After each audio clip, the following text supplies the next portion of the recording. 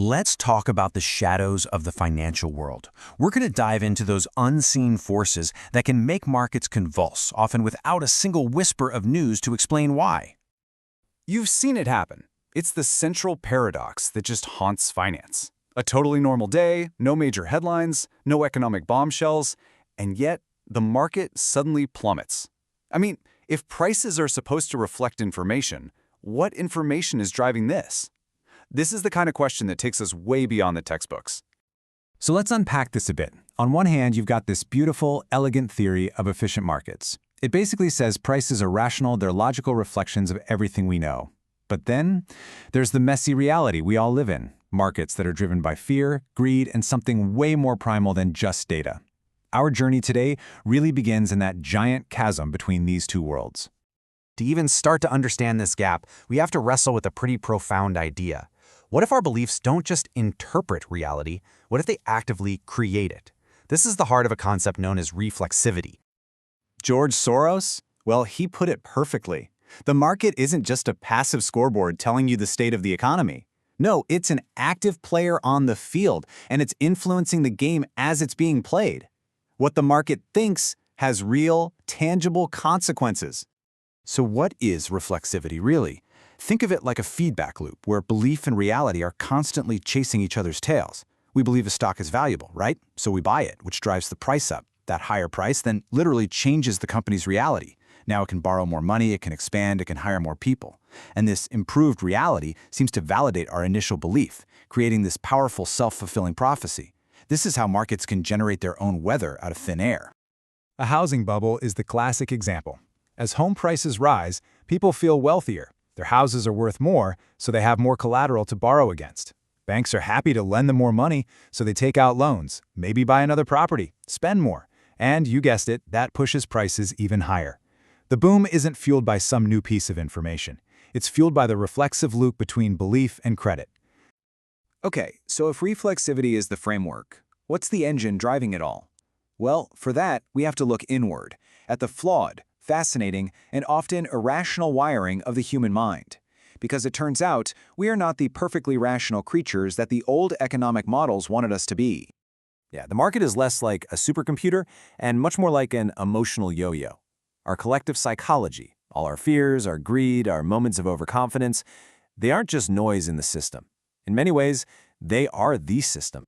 And we're not talking about random emotions here. These are predictable, systematic biases hardwired into us. Take loss aversion.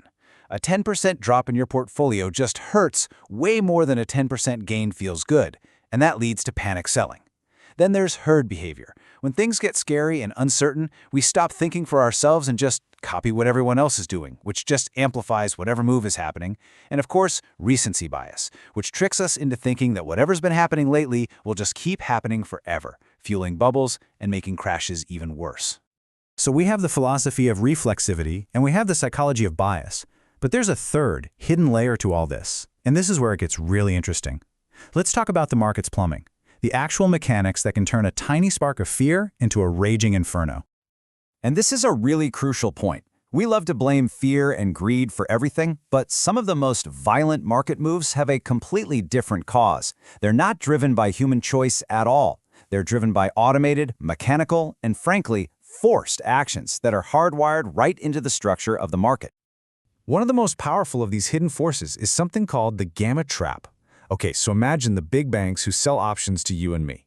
To manage their own risk, their computer systems are literally programmed to do the exact opposite of what you'd think a smart trader would do.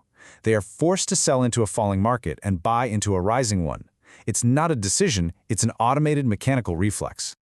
And this table here shows you the inescapable logic of it all. As prices start to fall, the dealer's risk profile changes, and their automated hedging systems just trigger sell orders to rebalance their books. This forced selling adds even more downward pressure, which pushes prices even lower, which in turn forces them to sell even more. It's a vicious, self-accelerating feedback loop. And I really want this to sink in. This isn't about fear. It isn't about human sentiment. It's the literal plumbing of the modern financial market at work, and its job is to mechanically amplify any move that gets started. And here's another critical piece of that plumbing: high-frequency trading algorithms. These super-fast computers provide most of the day-to-day liquidity in the market.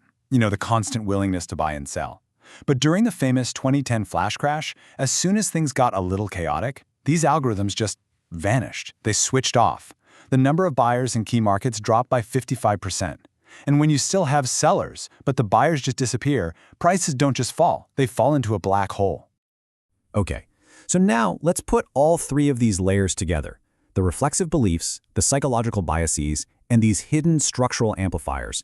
Let's see how the modern volatility engine really works. It unfolds like a cascade, one thing triggering the next. It all starts with a tiny shift in sentiment, just a flicker of fear. That triggers some initial selling, driven by our biases, like loss aversion. That selling pushes the market down to a key technical level, which activates a whole new wave of automated algorithmic selling. And now the really big guns kick in. The gamma trap forces dealers to sell even more, while at the same time, the high-frequency algos pull their bids, completely removing the market's floor. Suddenly, a small tremor has become a full-blown earthquake. So what you're left with is this incredibly powerful, self-reinforcing cycle. The initial fear leads to a price drop, which, thanks to the market's plumbing, becomes a much larger price drop. And that violent move then seems to confirm that the initial fear was right all along, which just sets the stage for the next cycle to begin. Belief creates reality, and reality reinforces belief. And that kind of leaves us with a final, much bigger thought. We've just seen how a collective story, a shared belief about risk, can physically bend and alter the functioning of global financial markets.